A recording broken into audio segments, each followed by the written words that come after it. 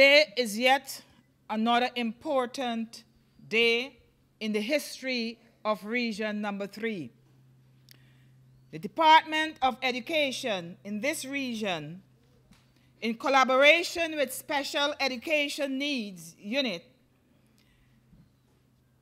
has embarked on a day where we will have an official opening of the SEN unit here at Wales Primary School. It gives me great pleasure as we rumble under the theme for this morning that says, each child matters. And if you agree with me that indeed each child matters, let us put our hands together for Region Number 3.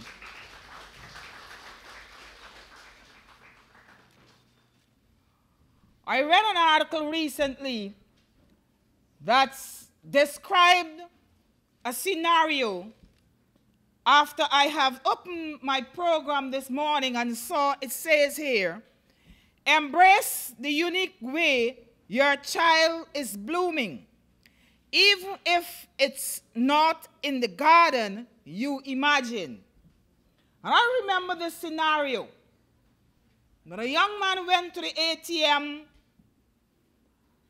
and he placed his card inside, and just before he punched his secret number to withdraw his large amount, he glanced over his shoulder and he saw a young man outside with his hand outstretched to somebody out there. So in his mind, he's saying now, as his dollars rolled out from the machine, he said to himself, I want to thank God that I am rich and do not have to be like that man out there. So he stepped out the door and he went to the man and he gave him $100. The man took the $100, said thank you, and he walked off. But as he was going off, he saw a young lady in a bin, tumbling with one hand and eating what was out of the bin in another hand. And he said to himself, thank God I am not a beggar and I'm not eating out of a bin. He walked past her, but she was aroused by a sound. And she looked around, and there was an ambulance passing by. She looked at the ambulance, she looked at the color, and she was able to say it's red and white. Then she shouted out loud, thank God I'm not sick. The ambulance rolled in to the hospital. And the porters came, collected the sick, and they were wheeling him into the emergency unit. And he raised up the little, even though he was taking the sail, and he raised up the little and he looked and he saw a hearse. And the porters, some of the porters taking a dead body to the hearse. And he said, thank God I'm not dead. The dead man couldn't say anything. After all, he's dead. And as I remember those scenarios, it dawned upon me to mention this morning what this caption says and what all those individuals said.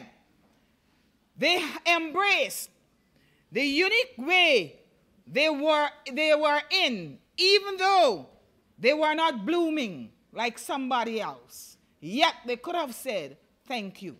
So this morning, as we launch this pertinent occasion, let us remember and let us purpose in our hearts that we will indeed understand and be determined to help somebody along the way, because each child matters. At this moment, I want to bring to the podium our regional education officer, who has been toiling and who has been representing this region in a marked way throughout the years. I am very happy today to be here to celebrate the official launch of the Special Needs Unit. This occasion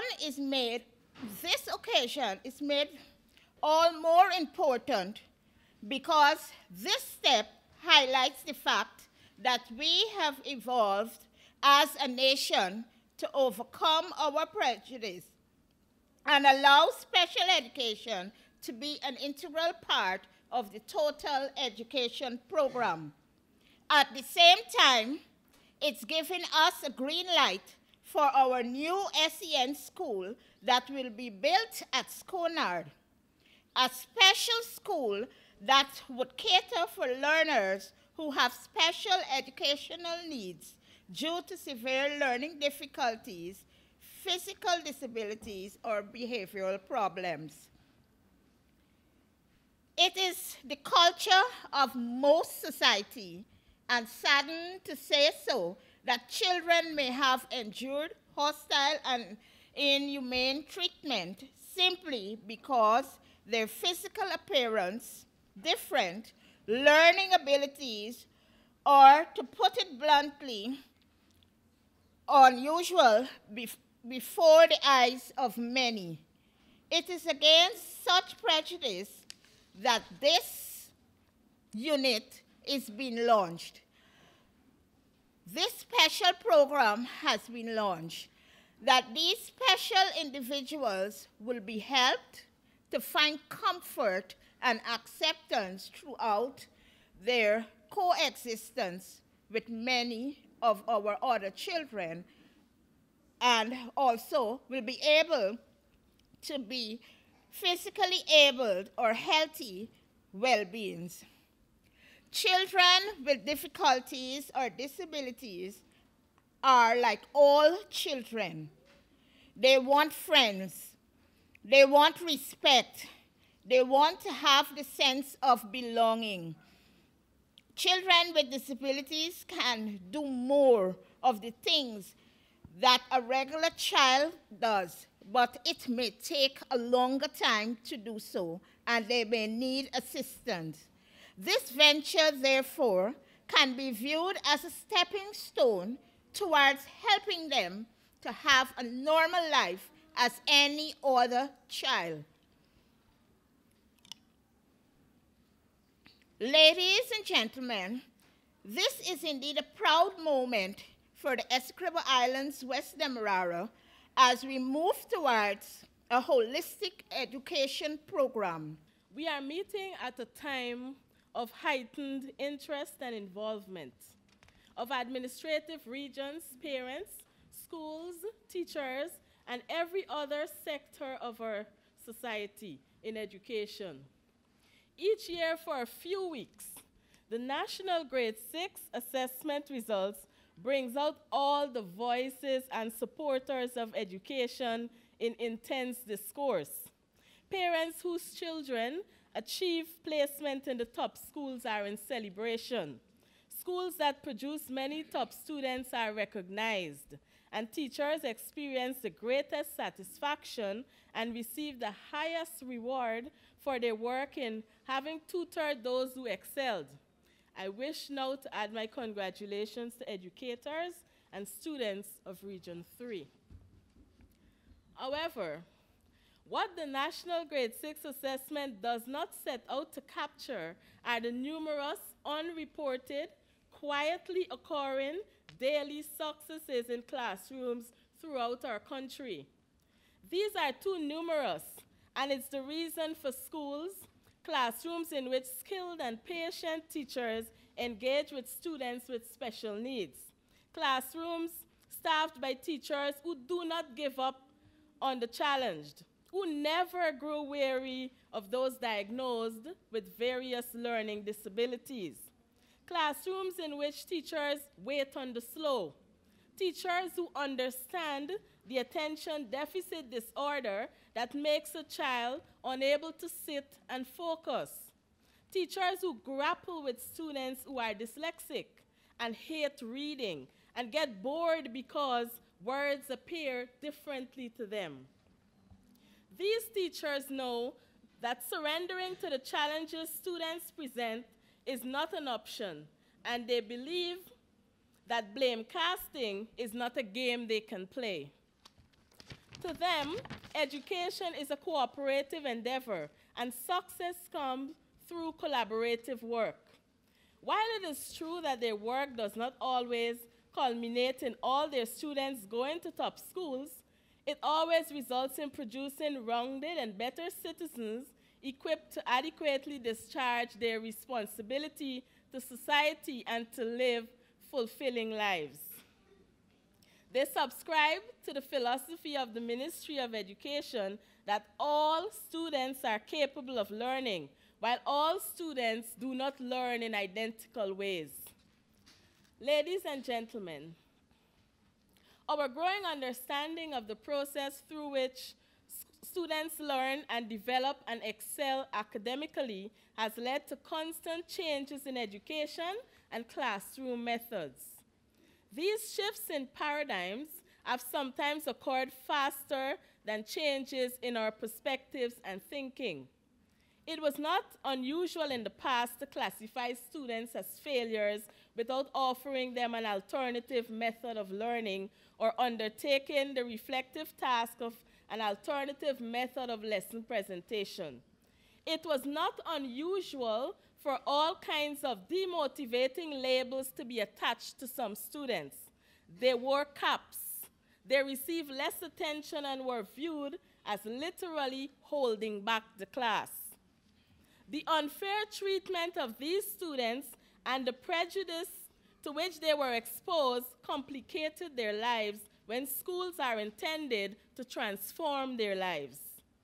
The adoption and elevation of special needs education within the Ministry of Education and the policy of mainstreaming special needs education are major transformative steps in our national education system.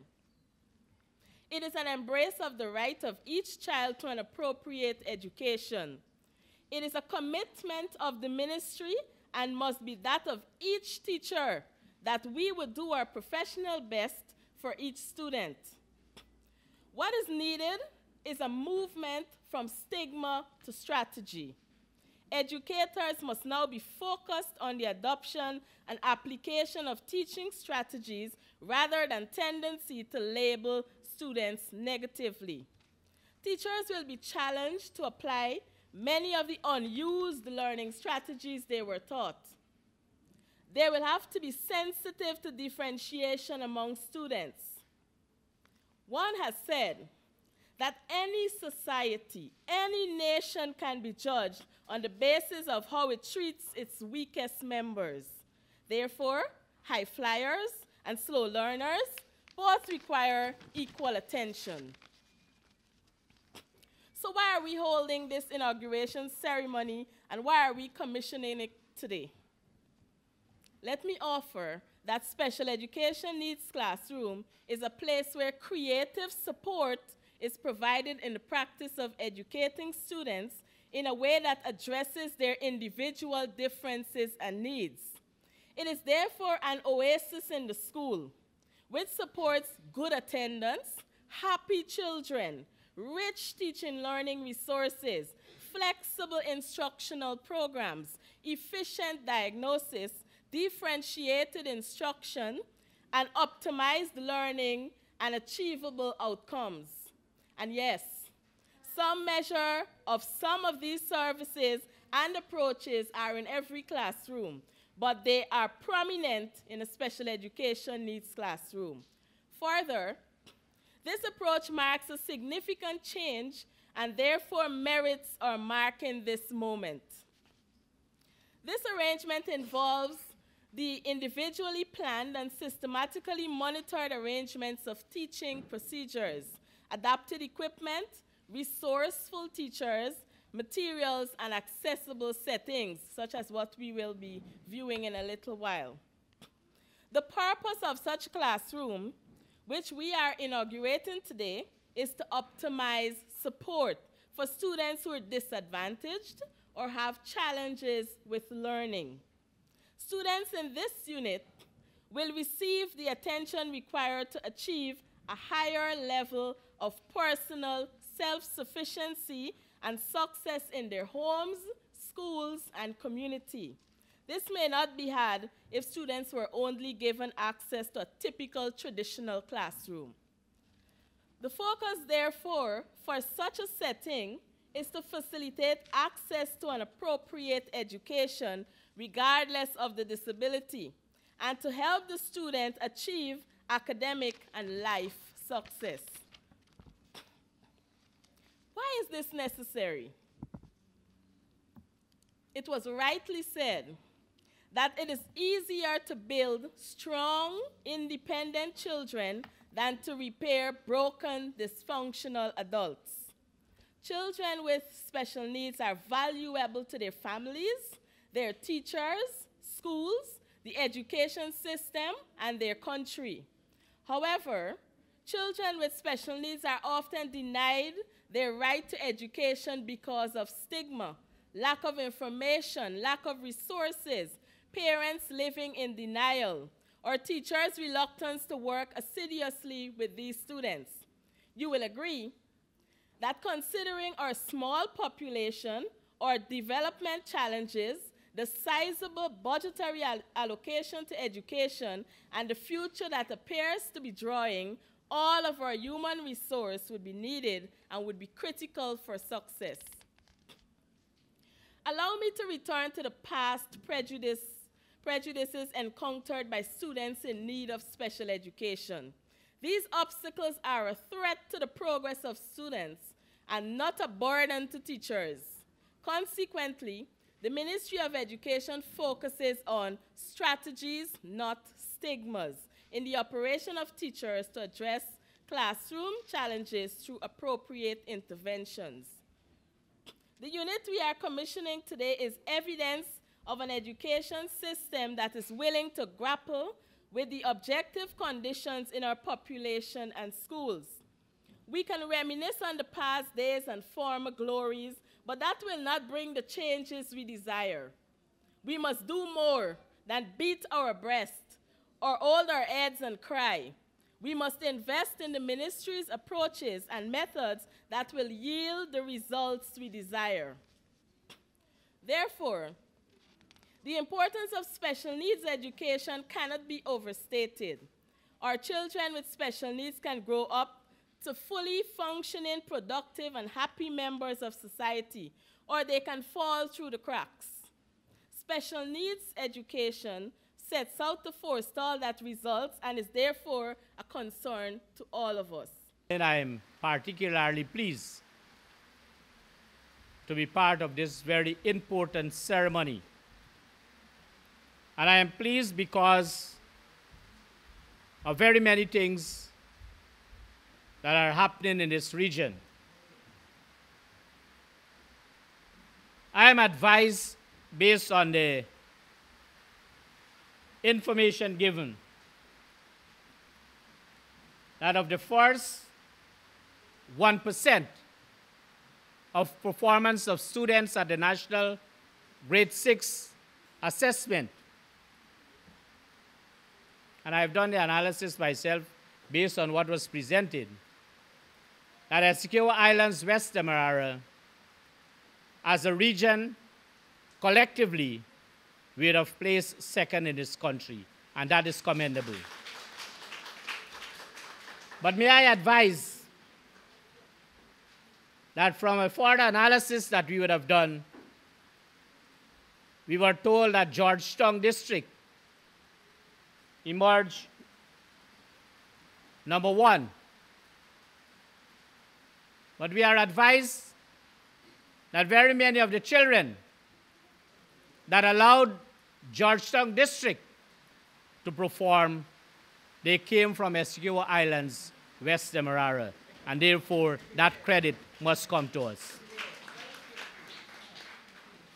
Analyzing the whole situation, taking into consideration what was given to us and what we know thereafter, it might appear that Essequibo Islands, West Demerara, maybe can be considered the performance. And therefore, you must be commended. And sometimes, you know, Redo, I always use the analysis.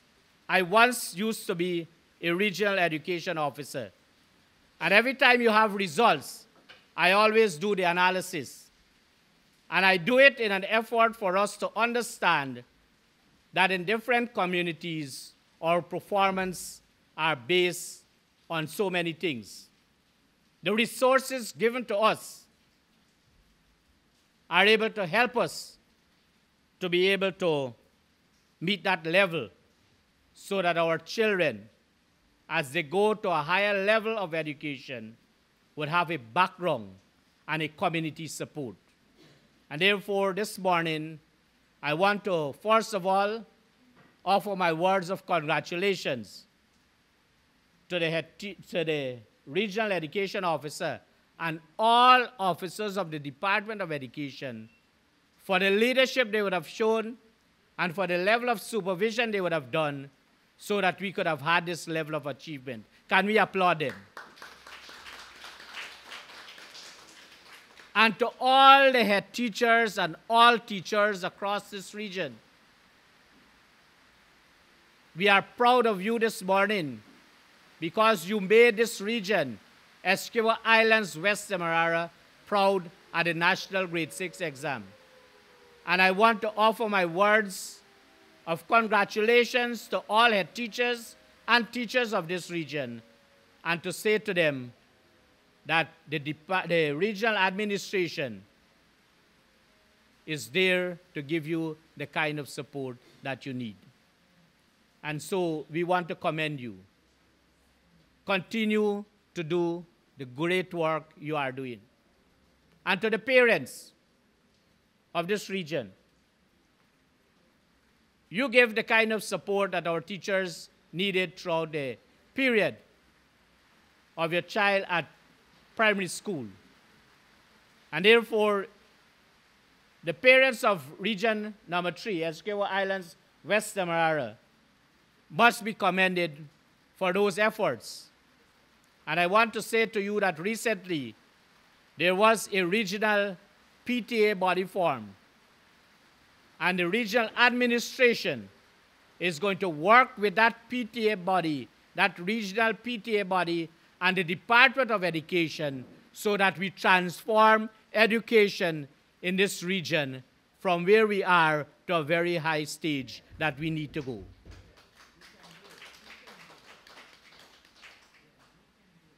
Today we are here because we have been challenged. And because we see that need for that particular challenge, we are here to ensure that our special education needs unit is launched, is sustained and maintained, and to say to you this morning that as regional executive officer, that unit there is going to be sustained and maintained regardless of what it be in this region.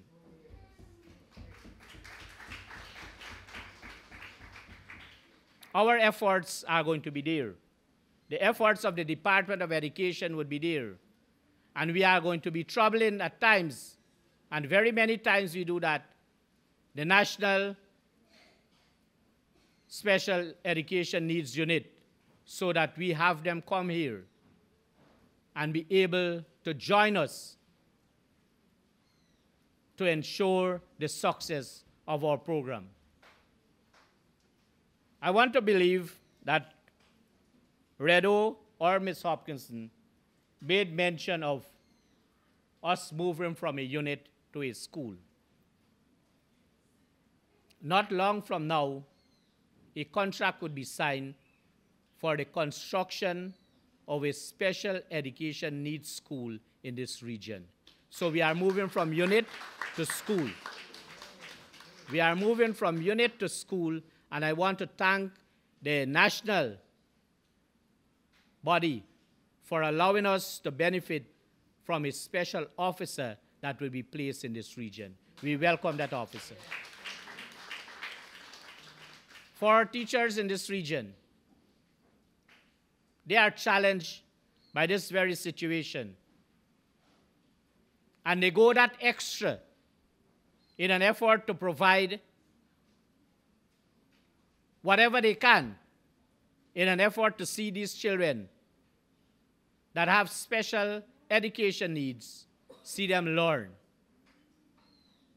It is going to be different at this time because all our children at a particular time would be in one place and would have that kind of instruction that would cause them to perform as normal children. That is what we want in this region, and it is going to happen.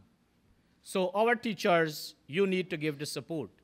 And this morning I'm asking that all the teachers of this region give the kind of support to the Department of Education so that this unit that we are launching today, that we are going to be proud of it, and that in due course, that we are going to make an assessment of this unit and the special needs school.